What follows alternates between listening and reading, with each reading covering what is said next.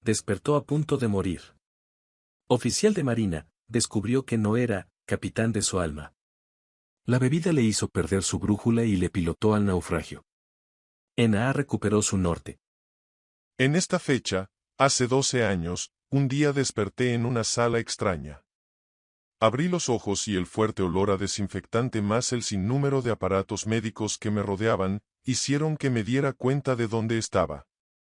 Me toqué la cara y noté que 2 tubos de plástico salían de mis orificios nasales. Mis antebrazos estaban pinchados con agujas también conectadas a tubos de plástico y uno de ellos venía de una botella de suero que colgaba de un gancho.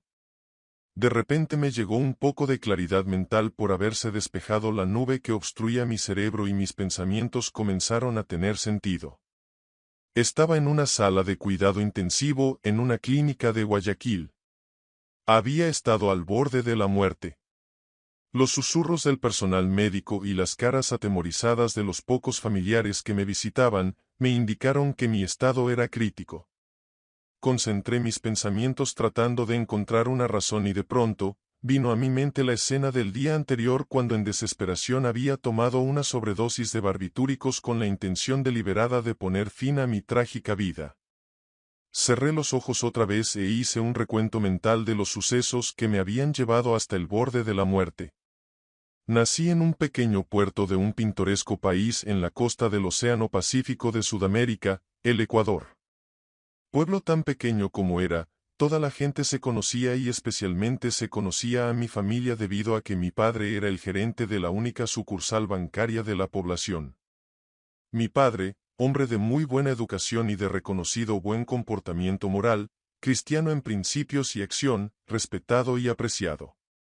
Mi madre, una mujer bella procedente de una familia prominente de la provincia, educada en los Estados Unidos, dominaba tanto el idioma inglés como el español. Era muy querida y festejada por su franqueza de carácter y dones sociales. Irónico, pero como era natural en nuestro medio, fui extremadamente mimado por mis padres y demás familiares, de tal manera que me convertí en un niño muy mal educado durante ese periodo de tiempo. Algo terrible, a mi parecer, me sucedió a esa edad. Un cuarto hijo fue agregado a la familia y justamente desde que nació empecé a odiar a mi hermanito menor. Imaginé que solamente había venido a quitarme el lugar que ya yo tenía en la familia. Me había despojado de esa corona imaginaria que yo creía haber llevado como el príncipe de la familia. Mi padre acostumbraba a tomar un vaso de vino de mesa con todas sus comidas. Un buen vino que importaba de Francia ya que se creía era el mejor vino del mundo. A mi hermana y hermano mayores y a mí, se nos permitía tomar un vaso de sangría que consistía en medio vaso de vino con medio vaso de limonada dulce y hielo. Cómo me gustaba esa bebida. Me gustaba no solamente el aroma sino también ese sentimiento de bienestar que me causaba. Yo siempre pedía un segundo vaso para el cual mi padre nunca dio su consentimiento. Un buen día, a la edad de 8 años, muy secretamente tomé una jarra de limonada, suficiente hielo y armado con la llave del sótano donde se guardaba el generoso vino, bajé y empecé a prepararme y beber la suficiente sangría hasta que experimenté la primera laguna mental de mi vida. Todo lo que recuerdo es que cuando volví en mí, mi madre estaba parada al frente mío con un látigo en la mano. Así es que fui castigado, no solamente con el látigo sino que además fui confinado al dormitorio por una semana y no me fue permitido ir a un gran encuentro de box que se realizaba ese fin de semana. Todos esos castigos me dolieron mucho pero no fueron de ningún beneficio porque a mí me continuó gustando el sabor del vino y principalmente el efecto que me producía. Yo tenía 10 años de edad cuando se levantó una revolución militar en el país que causó la quiebra del banco para el cual trabajaba mi padre. Se vio precisado a vender la magnífica residencia que teníamos y nos mudamos a la capital. Yo ocupaba el tercer lugar en una familia de 4, una hermana y hermano mayores y mi hermanito menor. Ya no era el Benjamín de la familia pero yo nunca acepté ese hecho. Siempre seguí tratando de reconquistar el puesto de predilecto que tuve por 7 años. Ya no se me mimaba ni se me consentía pero yo seguía siendo un engreído de mí mismo. En mis años de adolescente, Cada vez que tenía la oportunidad de beber alcohol, lo hacía con mucho agrado porque la bebida me hacía sentir como si fuera el rey de todo el mundo. Era yo ya un joven de 14 años cuando se celebraba haber logrado el primer envase de un primer cocimiento de cerveza en una fábrica en la que mi padre tenía participación. La cerveza corría entre los empleados quienes bebían alegremente. Naturalmente, yo también me uní al júbilo y bebí cerveza hasta sentirme ya todo un hombre. De regreso a la casa, sintiéndome un supermacho, empecé a molestar con intenciones sexuales a una empleada joven que había sido criada con nosotros más como un miembro de la familia que como una sirvienta. Esto causó graves disgustos a mis padres quienes me reprendieron enérgicamente, pero a mí me siguió gustando el efecto que me producía cualquier bebida alcohólica. Durante mi niñez fui considerado como un muchacho de conducta desordenada, sin embargo pude terminar mi escuela.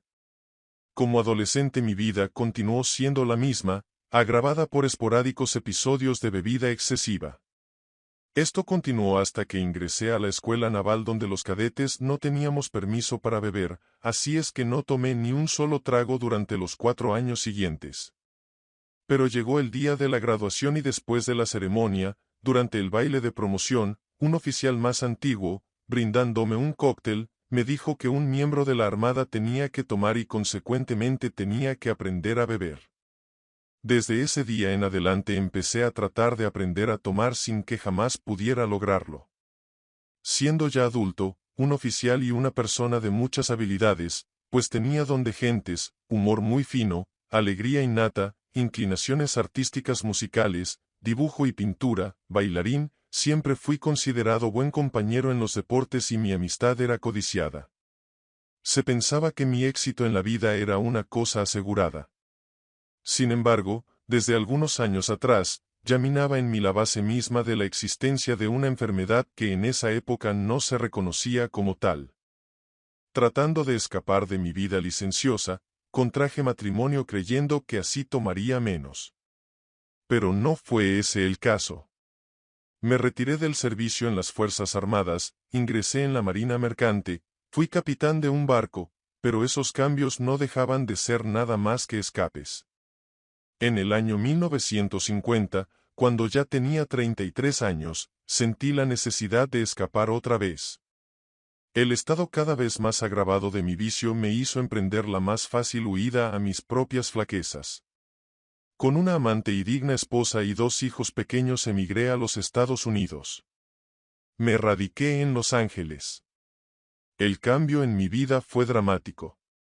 Trabajé como jefe de ventas y diseñador, estudié y practiqué la ingeniería mecánica.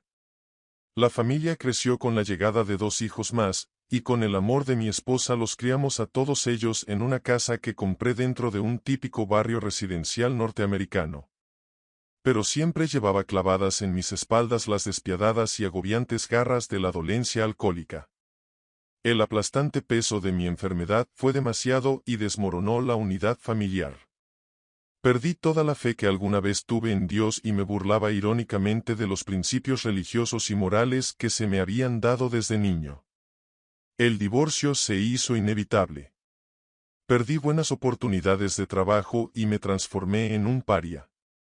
Sacando fuerzas de donde ya no había casi ninguna, después de vivir 23 años en los Estados Unidos, decidí escapar nuevamente.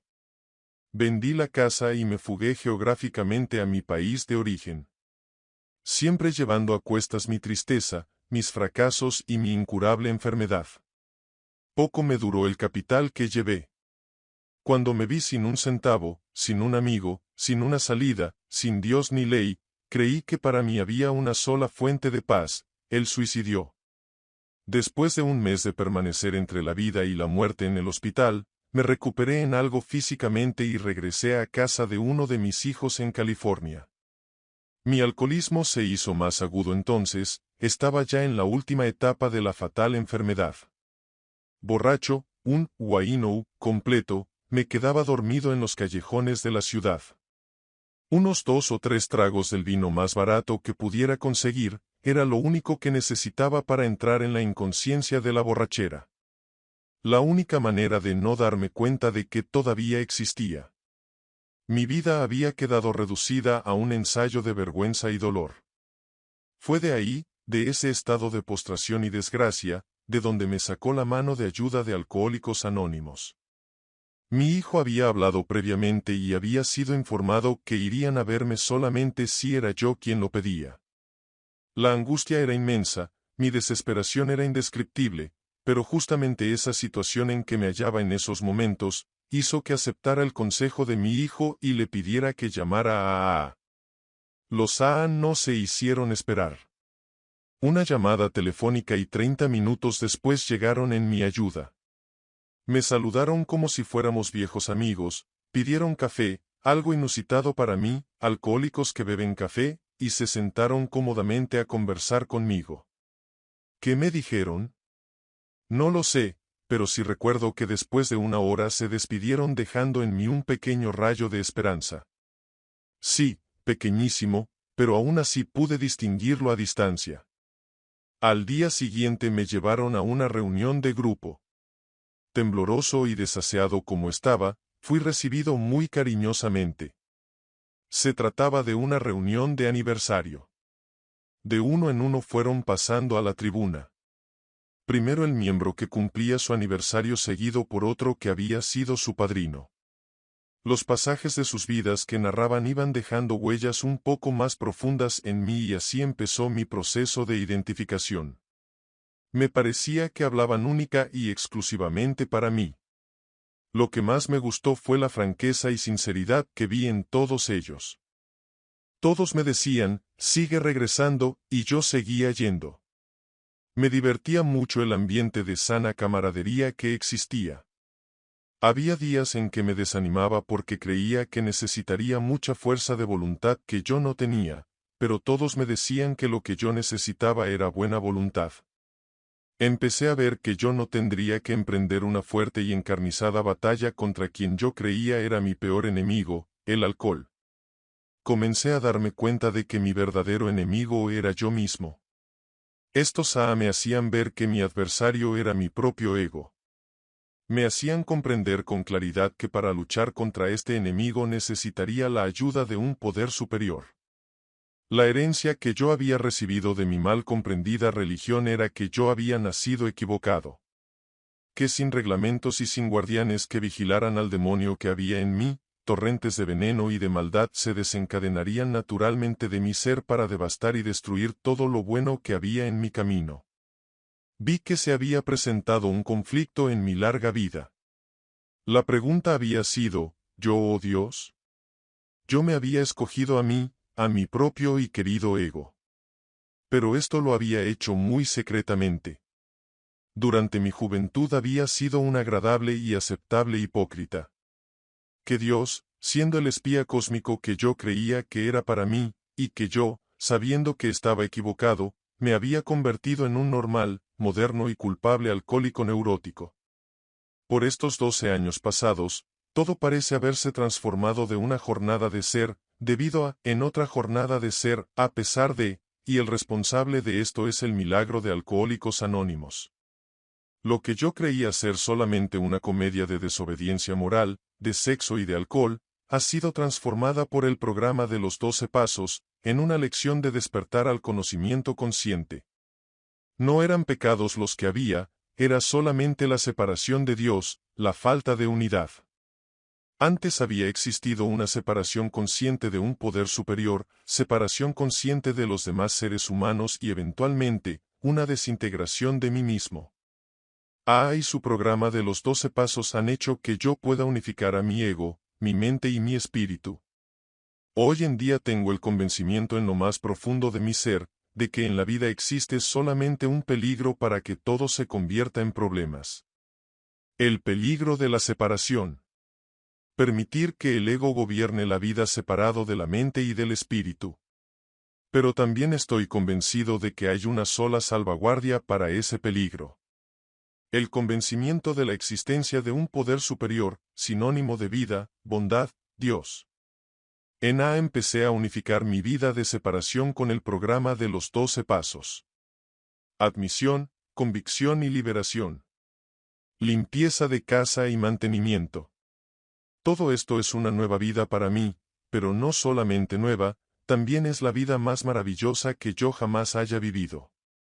Vivo en una total espera de guía y dirección, y la obtengo. Y si alguien me pregunta, ¿cómo lo sabes? Tengo la más simple de las reglas en el mundo para contestar. Nunca lo he pasado tan bien. Mi vida en A es la única buena vida que he conocido.